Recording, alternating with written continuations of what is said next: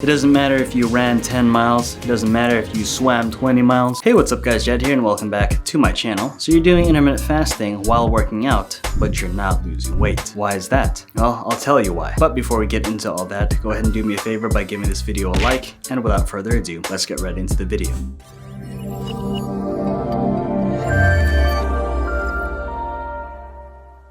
Alright, so you're doing the good old intermittent fasting, right? And you're having a good workout routine, you're doing the right exercises, you're having good form, you're making sure you stay consistent with your workouts. But why is it that even though you're doing all that, plus intermittent fasting, you're still not losing weight? Why? I'll tell you why. It's because you're not in a caloric deficit. That's why. It doesn't matter how much exercise you do, it doesn't matter how heavy you lift, it doesn't matter how many reps you do, it doesn't matter how consistent you are with your workouts. If you choose to ignore being in a caloric deficit, all that's useless. It doesn't matter if you ran 10 miles, it doesn't matter if you swam 20 miles, it doesn't matter if you worked out all day. If you're not in a caloric deficit, none of that's gonna work. Alright, so always do your best to make sure that you are in a caloric deficit, and once you are, everything else will just benefit you even more. But you can't do it the other way around. You can't fast longer and exercise more while not being in a caloric deficit.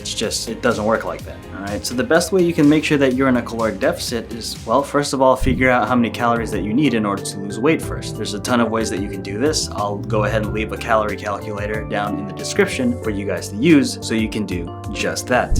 And once you do that, it helps if you buy a food scale or to use apps on your phone. So once you are able to do these things, then of course, you will continue to progress. Alright guys, so before you start anything, before you start doing intermittent fasting, before you start, doing exercises, make sure you get this step right first. Figure out the amount of calories that you need to be in a caloric deficit, then you can add the other things. Anyway, that's all I gotta say about that. If you guys are interested in learning more about weight loss and intermittent fasting, be sure to check out my last video where I talk about best time to wake up when intermittent fasting. And as always guys, if you enjoyed this video, consider subscribing to the channel if you haven't already, and tap that notification bell so that you never miss out on any future videos. Also, don't forget to give this video a like and comment down below letting me know. Are you guys progressing on your intermittent fasting journey? I sure hope so. And with that said, I will see you guys next time.